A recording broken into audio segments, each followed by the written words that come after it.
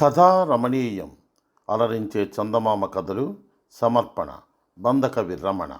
ఈ కార్యక్రమం కనుక మీకు నచ్చినట్టయితే లైక్ చేయండి, షేర్ చేయండి, సబ్స్క్రైబ్ చేయండి, పక్కనే ఉన్న బెల్ ఐకాన్ క్లిక్ చేయండి. అద్భుత దీపం జానపద ధారావాహిక రచన బి ప్రసాదరావు. ఈరోజు 6వ భాగం వింటారు. జరిగిన కథ.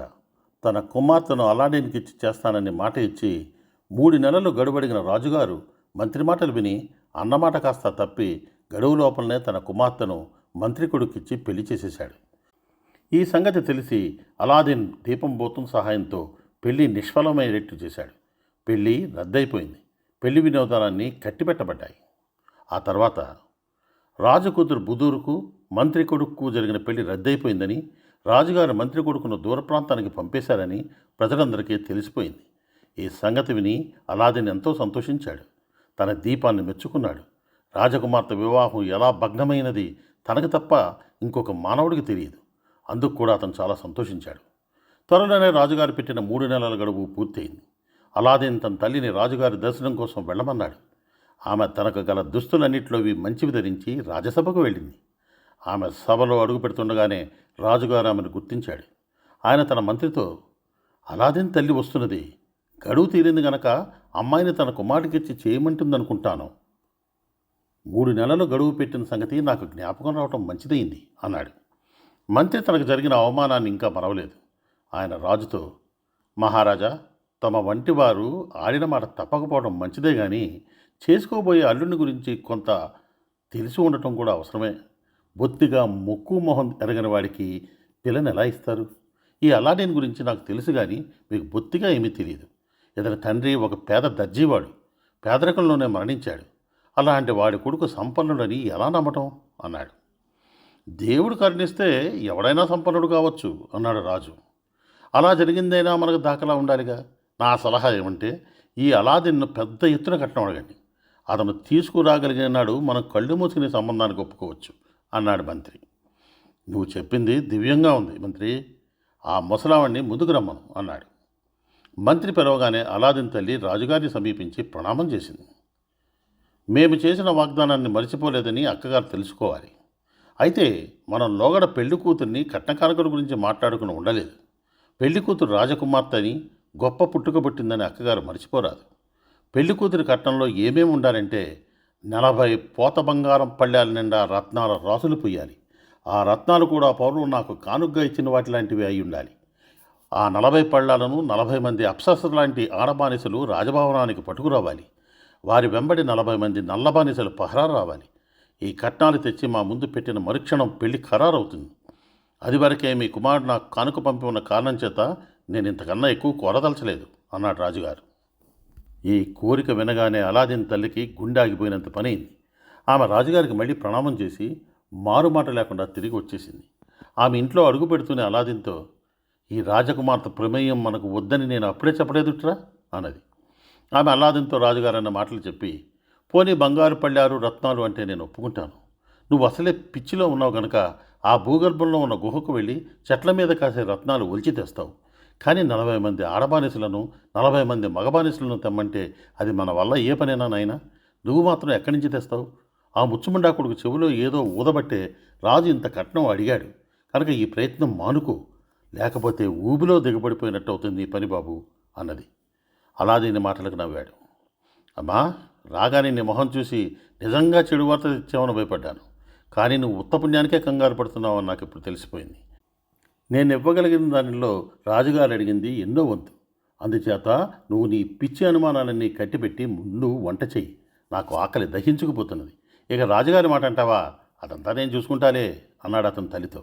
తల్లి తన పని మీద అవతలికి వెళ్ళగానే అలాదీన్ తన గది తలుపు గడియపెట్టి లాంతరు తీసి రుద్దాడు. వెంటనే భూతం ప్రత్యక్షమై, ఏం సెలవు అన్నది. అలాదీన్ భూతంతో రాజుగారి కోరిన కట్నమాట చెప్పి 40 పోత బంగారపు పళ్ళాల నిండా రత్నాలను 40 మంది ఆడబానిసలను మగబానిసలను హాజరు పెట్టమని ఆజ్ఞాపించాడు. భూతం అదృశ్యమై మరుక్షణమై అలాదీన్ కోరిన వాటితో సహా హాజరైంది. 40 మంది ఆడబానిసలను గోడ వెంబడి నెత్తిన పోత బంగారు పళ్ళాలతో సహా వాటి నిండా పెద్ద పెద్ద రత్నాలతో సహా నిలబెట్టి అలాదీన్కి చూపించింది. 40 మంది మగబానిసలు కూడా ఉన్నారు. అన్నీ సరిచూసుకుని అలాదీన్ భూతాన్ని పంపేశాడు. సరిగా ఈ సమయానికి అలాదీన్ తల్లి వంట సామగ్రితో తిరిగి వచ్చి తన ఇంటి ముందు ముగిన మగవానిసను చూసి తన కొడుకును దండించడానికి కానీ రాజుగారు పంపారని హడిలిపోయింది. కానీ అంతలోనే అలాదీన్ ఆమెను సమర్పించి, అమ్మా, నీకు మళ్ళీ ప్రయాణం తగిలింది. ఈ బానిసలను కట్టాలను తీసుకుని వెళ్ళి రాజుగారిని చూడాలన్నాడు. ఆమెకు ఇప్పుడు నిజం తెలిసింది. ఆమె బానిసలను వెంట పెట్టుకుని బయలుదేరింది. ఈ వింత ఊరేగింపును చూడటానికి జనం ఎగబడసాగారు. అలాదీన్ తల్లి రాజభవనం చేరేసరికి వీధులు పట్టలేనంతమంది జనం ఊరేగింపు వెంట చేరారు. ఏం జరుగుతున్నది ఎవరికీ తెలియదు. అంచేత ప్రజలు కోలాహలంగా మాట్లాడుకుంటూ ఎవరి చిత్తం వచ్చినట్టు వాడు కథలల్లేస్తున్నారు. అందగత్తలైన బానిసలు, వారి నెత్తిన దగదగలాడే బంగారు పళ్ళాలు, వాటిలో కుప్పలుగా పోసి కిరణాలు వెదజల్లుతున్న అపూర్వమైన రత్నాలు ఇవి మాత్రం ప్రతి ఒక్కరికి అర్థమయ్యాయి. ఈ వైభవం అంతా చూసి కొందరు ఎవరో గొప్ప రాజుగారు నగరానికి వచ్చారని పుకారు లేవదీశారు. ఆడబానిసలు రాజద్వారం ప్రవేశించేటప్పుడు ద్వారరక్షకులు వారిని ఆపడానికి ప్రయత్నించకపోగా కంగారుపడి పక్కకు తొలగి దారి ఇచ్చారు. రక్షక పటనాయకుడు మొదటి నీగ్రో బానిసను చూడగానే నీగ్రోల చక్రవర్తి అనుకుని వంగి సలాం చేశాడు. నీగ్రోవాడు నవ్వి, నేను బానిసను, నా యజమాని వెనకగా రాబోతాడు అన్నాడు. సభలో వివిధ విషయాలు చర్చిస్తున్న రాజుగారు అంత దూరాన బానిసల బారు చూడగానే సభ చాలించి వచ్చిన వారిని తన వద్దకు పంపమని ఉత్తర్విచ్చాడు. బానిసలు వచ్చి సింహాసనం ముందు అర్ధచంద్రాకారంలో నిలబడ్డారు. పళ్ళ్యాలను దింపడానికి ఆడబానిసలకు మగబానిసలు సహాయం చేశారు. తర్వాత 80 మంది బానిసలు రాజుగారి ముందు సాష్టాంగపడి లేచి చేతులు కట్టుకుని నిలబడ్డారు. ఇదంతా జరిగాక అలాదీన్ తల్లి ముందుకు వచ్చి రాజుగారికి ప్రణామం చేసి, మహారాజా, మీ సేవకుడు అలాదీన్ రాజకుమార్తెకు పంపిన కట్నం స్వీకరించండి. రాజకుమార్తెకు తగిన కట్నం తమరు కోరనే లేదని మా వాడు తమతో మనవి చేయమన్నాడు. కానీ తమరు ప్రస్తుతానికి స్వల్ప కానుక స్వీకరించినట్టయితే ముందు ముందు దీన్ని మించే కానుకలు వస్తాయన్నాడు అన్నది. రాజుగారికి మతిపోయింది. ఆయన సింహాసనం మీద చేరగలబడి నోట మాట లేక రత్నరాశులకేసి బానిసలకేసి బిత్తరపోయి చూస్తూ అలాదీన్ తల్లి అన్న మాటలు కూడా సరిగ్గా వినలేకపోయాడు. చిట్ట చివరికి ఆయన మంత్రికేసి తిరిగి, మంత్రి, ఈ సంపద ముందు మన సంపద దివిటీ ముందు దీపం కదా. మన నోట ఉండగానే ఇలాంటి కట్నం పంపిన వాడి గురించి ఏమనుకోవాలి? ఈ వైభవం ముందు అమ్మ ఎంత అన్నాడు. రాజుగారి మాటలకు ఎదురు చెప్పే ధైర్యం మంత్రికి లేదు. అయినా ఆయన, అలా అనకండి మహారాజా, ఈ రత్నరాశులు ఎంత విలువైనా అమ్మాయి గారి విలువ ఇంకా హెచ్చు అన్నాడు. ఒక్కనాటికి కాదు, అంతేకాదు, నేను అమ్మాయిని ఈ అలాదీన్కి ఇచ్చి పెళ్లి చేస్తే ముందు వెనక ఆలోచించక అకార్యం చేశానని నువ్వు అనలేవు కూడా అన్నాడు రాజు. ఆయన తన చుట్టూ మిగిలిన సభకులకేసి ప్రశ్నార్థకంగా చూశాడు. వారు ఏకగ్రీవంగా తలలు వంచి రాజుగారికి అభిప్రాయం సరైందని సూచించారు. రాజుగారికి సందేహించలేదు. అలాదీన్ తన కుమార్తెకు ఎలాంటి భర్త అవుతాడో అన్న అనుమానం కూడా ఆయనకి కలగలేదు. ఆయన అలాదీన్ తల్లికేసి తిరిగి, అక్కగారు, ఈ క్షణం నుంచి నీ కొడుకు అలాదీన్ నాతో సమమైన వంశగౌరవం గలవాడు, నా బంధుకోటిలో వాడు. అతన్ని ఎప్పుడు ఆలింగనం చేసుకుంటానా, ఎప్పుడు నా కుమార్తెనిచ్చి పెళ్లి చేస్తానా అని తహతహలాడిపోతున్నాను అన్నాడు. అలాదీన్ తల్లి రాజుగారి వద్ద సెలవు తీసుకుని వాయువేగంతో ఇంటికి తిరిగి వచ్చి కొడుకుతో జరిగిందంతా చెప్పింది. తాను ఎంతో ప్రయాసపడ్డ మీదట తన కోరిక సిద్ధించినందుకు అలాదీన్కు పరమానందమైంది. కానీ అతను ఈ ఆనందాన్ని పైకి కనపరచక, అమ్మా, భగవంతుడి అనుగ్రహం వల్ల, నీ ఆశీర్వచనం వల్ల, నువ్వు పడిన శ్రమ వల్ల ఇది సాధ్యమైంది అని తల్లికి తన కృతజ్ఞత తెలుపుకుని రాజుగారిని చూడబోవటానికి ప్రయత్నాన్ని ప్రారంభించాడు. అతను ఒంటరిగా తన గదిలోకి వెళ్ళి మరోసారి దీపం భూతాన్ని రప్పించాడు. భూతం రాగానే అతను, భూతమా, నా చేత చక్కగా స్నానం చేయించి ప్రపంచంలో ఏ మహారాజుకు లేని ఉడుపులు కట్టబెట్టు అన్నాడు. భూతం అతన్ని తన భుజాల మీద ఎక్కించుకుని ఒక క్షణంలో స్నానశాలలో దింపింది. అటువంటి అద్భుతమైన స్నానశాల ప్రపంచంలో ఎక్కడా లేదు. అది స్ఫటికం లాంటి చరువురాతితో నిర్మించినది. అందులోని స్నానాల తొట్లు రోజా రంగు యమునారాలతోనూ తెల్లని పగడపురాలతోనూ కట్టారు. వాటి చుట్టూ నవరత్నాలు పొదిగారు. అక్కడ అనేక భూతాలు అలాదీన్కు ఒళ్ళు పట్టి పన్నీటి స్నానం చేయించాయి. దీని ఫలితంగా అతని శరీరానికి గులాబీ పువ్వు ఛాయ వచ్చింది. తర్వాత అతనికి అపూర్వమైన దుస్తులు తెచ్చిచ్చారు. వాటి అందం వర్ణనాతీతం. వాటిని ధరించి అలాదీన్ ఏ స్వర్గం నుంచో భూమికి దిగిన దేవరాజకుమారుడల్లే ఉన్నాడు.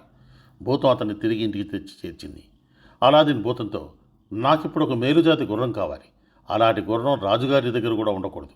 దానిపైన 1,00,000 దీనారాల విలువ గల జీనుండాలి. నాకు 48 మంది బానిసలు కావాలి. వారందరికీ అందమైన దుస్తులుండాలి. వారిలో సగం మంది నాకు ముందు, మిగిలిన వాళ్ళు నా వెనక 2 బారులుగా ఏర్పడి నడుస్తారు. మా అమ్మకు 12 మంది అత్యంత సౌందర్యవంతులైన ఆడబానిసలు కావాలి. 12 మంది 12 రంగుల బట్టలు రాజకుమార్తె కోసం తీసుకురావాలి. నా బానిసల్లో ప్రతి ఒక్కరి దగ్గర 5,000 దీనారాల సంచి ఉంచు. నా ఖర్చుకు కావాలి. ప్రస్తుతానికి అదే నీ వల్ల నాకు కావాల్సింది అన్నాడు. మరుక్షణంలో అలాదీన్ కోరినవన్నీ హాజరయ్యాయి. అతను గుర్రం మీద ఎక్కి కూర్చున్నాడు. అంతకుపూర్వం అతను ఎన్నడూ గుర్రపు స్వారీ చేసి ఎరగడు. అయినా అది అతనికి కొత్తగా అనిపించలేదు. అతను కదలగానే ముందు వెనక నిలబడి ఉన్న బానిసలు కూడా కదిలారు. అతను వీధుల వెంట వెళ్ళిపోతుంటుంటే మళ్లీ జనం మూగారు. ఇళ్ల కప్పులపైన కిటికీల వద్ద జనం చేరి ఈ ఊరేగింపు చూడసాగారు. అలాదీన్ ఆజ్ఞ ప్రకారం బానిసలు వీధుల నిండా కిటకిటలాడే జనం మీద బంగారం వెదజల్లారు. దారి పొడుగునా జనం అలాదీన్ అందాన్ని, వైభవాన్ని 1000 కళ్ళతో చూసి ఆనందించారు.